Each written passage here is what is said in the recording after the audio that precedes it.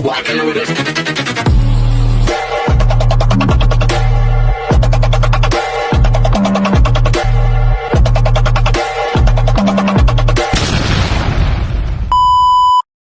Hi everyone! Good evening! I'm back. It's your Mama Sam dito sa Sam Sam TV. Kamusta naman po kayo mga amigo, amiga, kumare at kumpare? Sana lahat kayo ay okay na okay ngayong gabi. Syempre ko ako naman ang tatanungin ninyo. Fresh overload pa rin ang beauty ng Mama Sam ninyo. So talagang ganon. Kailangan laban. O, di ba? So minsan nakakapagod pero laban lang. Ganon. Anyway, so syempre gusto ko rin mag-shout out sa mga kaibigan natin na nasa parteng Americas, yung USA at Canada na laging tumututok dito. Ang dami dyan. Maraming salamat sa pag-support, and then of course shout out sa inyong lahat. And then shout out din sa mga kaibigan natin na nasa Middle East. Grabe, tumututok sila dito pagka uwi nila ng bahay talaga. Tinututukan na nila ang Samsam TV. So hindi nga lang ako nakakapag-upload lately kasi nga sobrang busy ng Mama Sam ninyo. Pero syempre dahil back to normal na ang buhay natin, so ayan, upload na ulit tayo. And then of course, sana ay patuloy ninyong suportahan at patuloy ninyong pagtiyagaan ang mga chika natin dito. At ito nga ang nakakalokang hatid kong chika sa inyo. So may nagtatanong kasi sa akin, sino ba ang better na manalo? Atisa Manalo or Chelsea Manalo? Dapat pa ba silang sumali sa iba't iba pang klase ng beauty pageant or hindi na? And then, ang pangatlo ay saan sila sasali? Especially Chelsea Manalo na baguhan lang naman, and then pwede pa siyang sumali pa. So, saan daw ba pwede? Okay, so sagutin natin yan. Doon muna tayo sa saan ba pwedeng sumali si Atisa at saka si Chelsea Manalo after nilang maging Miss Universe Philippines. To be honest, kung akong tatanungin ninyo, syempre happy na ako sa narating nila doon sa Miss Universe. Dahil ang Miss Universe ang pinaka-highest ng pageant. And then parang feeling ko wala naman na silang dapat pang patunayan sa mga tao dahil napatunayan na nila yung mga sarili nila. Si Chelsea Manalo ay dati na siyang sumali sa Miss World Philippines bago siya pumunta ng Miss Universe Philippines. Naging candidate siya doon. At ayun, hindi yata siya nakarating sa dulo ng competition. And then, ayan na, ang kanyang pagbabalik ay lumabas siya sa Miss Universe Philippines at naging Miss Universe Philippines. Kumbaga, para sa akin, enough na yon. So, bakit pa siya babalik sa Miss World Philippines? Na-try niya na. Diba? So, maganda din naman yung naging placement niya sa Miss Universe. Hindi naman siya na El Tocuyo doon. Nag-top 30 naman siya. At hinirang siyang Miss Universe Asia. So, para sa akin, no need to come back na. Oo. Kumbaga, parang ayun na yung to the highest point ng kanyang laban. And then, parang feeling ko, pwede siya mag-artista, pwede siya maging modela. Ayun, yung mga tarabawi niya, maging top model. Kasi yung looks talaga ni Chelsea Manalo ay panalo naman talaga. Lalo na pag naging New Yorkers, di ba? So, nako, bongga yan. Mabenta yan dahil panalo. Kasi pang model naman talaga, pang print ads, ganon. Kaya, looking forward ako kung ano nga ba ang mangyayari sa kanya. And then, pagdating naman kay Atisa Manalo, marami nagsasabi na dalhin ninyo si Atisa sa Miss World kasi bagay yan sa Miss World. And then, yung beauty niya, baka manalo daw ng Miss World. To be honest marami naman pang pwedeng salihan si Atisa like Miss World o kaya supranational. Pwede si Atisa.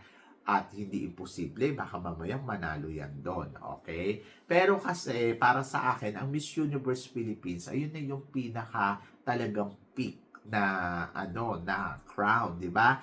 Ngayon, kung babalik siya, I think pwede siya ng Miss Supranational. Parang mag-ala, Lalela Maswane, di ba? Na parang lumaban sa Miss Universe, naging runners-up doon, and then pagdating sa supranational, naging winner. Kaya lang, syempre, hindi naman pwede bumalik si Atisa sa saan ba to? Sa Miss Universe Philippines para mag-compete, para lang i-appoint siya ng Miss Supranational. Dapat kasi noon pa ito ginawa ni Atisa. Pero kung halimbawa, kung talagang gusto pa nila ilabas si Atisa, I think supranational more than sa Miss World. I think yun talaga yung pwede kay Atisa. And then, mananalo yan. Oho. Ayun lang. Kailangan si Atisa i-appoint. I-appoint siya as a Miss Supranational. Hindi siya po pwede yung sasabihin mo yung lalaban uli, ganun-ganun, parang kalokohan na yan. Kailangan i-appoint siya. Appointed. Oho. So, yun. Mananalo yan doon. But, ang tanong, gusto pa ba talaga ni Atisa? At papayag kaya siya from the universe go sa supranational, di ba? So, medyo mahirap. Anyway, so kung corona ang habol ni Atisa, pero ang gusto kasi marating talaga ni Atisa ay Miss Universe at narating niya na yung universe. So, parang feeling ko, job well done naman siya doon at feeling ko hindi na siya babalik sa pageant. Ayun yun, tapos na. Kumbaga parang the book, kumbaga, kinlose niya na. Kasi naging Miss International na, naging Miss Cosmo, naging Diyos ko, kailangan pa ba lahat ng pageant, o, diba? So, parang feeling ko, tapos na talaga si Atisa. Anyway, so let's see in the future kung maririnig pa natin ang pangalan ng isang Atisa Manalo, di ba? Sa beauty pageant. So baka mag-artista yan. So punta na tayo doon sa ano ba yung pangalawang tanong, nakalimutan ko na. Ayan kasi yung huling tanong kung saan sila pwedeng pageant. Okay. Kung sino yung mas malakas, di ba? Sa kanilang dalawa. To be honest, magkaiba, syempre. Kung rank ang pag-uusapan, kasi si Chelsea Manalo, naging Miss Universe Asia. Kumbaga parang, in fairness naman, another title yun. Kumbaga parang bongga. But si Atisa Manalo kasi, naging third runner-up. Pero kasi si Chelsea, top 30. Kumbaga parang, kung performance, I think I go for Atisa Manalo. Kasi si Atisa, naging third runner-up. Pero si Chelsea Manalo naman kasi, naging Miss Universe Asia. Kaya parehas lang din, di ba? Kumbaga parang, ewan ko, but feeling ko mas mataas pa rin yung kay Atisa Manalo. Kasi syempre, third runner-up siya eh. Kahit pa sabihin mo na naging Miss Universe, tawag dito, naging Miss Universe Asia si Chelsea Manalo, iba pa rin yung narating ni Atisa Manalo. Kumbaga parang remarkable yun na third runner-up ka, di ba? At ayun yun. Ibang level yon. Ang hirap natin makarating ng top 5. At yung mga special award na to, parang baliwala din naman eh. Kumbaga parang hindi mo din naman Anyway, but congratulations pa rin sa kanilang dalawa. Both of them ay masasabi ko naman na maganda naman yung tinakbuhan. Kasi ayun nga, kahit nag-top 30 lang si Chelsea Manalo, nakuha pa din siya na maging Miss Universe Asia.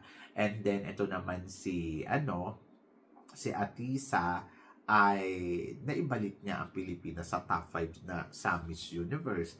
And ibang level yon, di ba? So, I hope na sana sa mga susunod na Miss Universe Philippines ay makontinuous na maibalik tayo sa top 5 or mailaban tayo ng todo, di ba? So, yun lang din naman ang hinihingi ko at hinihiling ko sa mga susunod pang mga beauty queen natin na ilalaban sa Miss Universe. Kumbaga parang sana talaga. And then, sino ba ang mas magaling? Parehas lang din naman sila kasi magkaiba yung atake, di ba?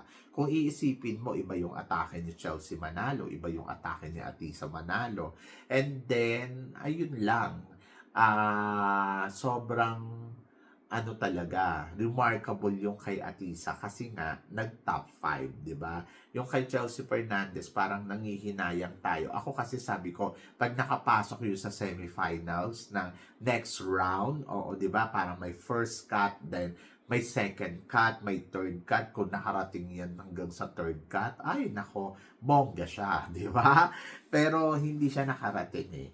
Pero si Atisa kasi nakarating ng first cut, second cut, third cut, ayun, hanggang sa tanghalin siyang third runner-up, di ba? So, anyway, congratulations pa din sa kanilang dalawa. Kasi parehas naman nilang ipinakita yung galing, parehas nilang inilaban ng tama ang Pilipinas sa Miss Universe stage, and then parehas silang ginawa nila yung kanilang makakaya. at job well done. Oho. So, better parehas sila. Oho. Silang dalawa yung parang feeling ko. Hindi mo na kailangan sabihin, much better si Atisa kaysa kay... Kasi iba yung laro ni Chelsea Manalo. Iba yung laro ni Atisa Manalo. Parehas sila para sa aking panalo. Diba? So, yun. So, kayo guys, ano guys ang masasabi ninyo dito sa pinag-uusapan natin ngayon? So, i-comment below mo yan para at least malaman ko naman kung ano naman ang chika mo sa mga tinatalakay natin. Syempre, maraming salamat sa inyong lahat sa support at pagmamahal na binibigay ninyo syempre dito sa channel ko. At sa mga hindi pa po nakaka-subscribe, please don't forget to click like and subscribe my channel at i-click nyo na rin po ang notification bell to more updated. Syempre, sa aking mga chika. Sabi nga ganon, always keep smiling and laban lang. So guys, hanggang dito na lang. Hanggang sa muli nating chikahan. See you tomorrow. Thank you guys.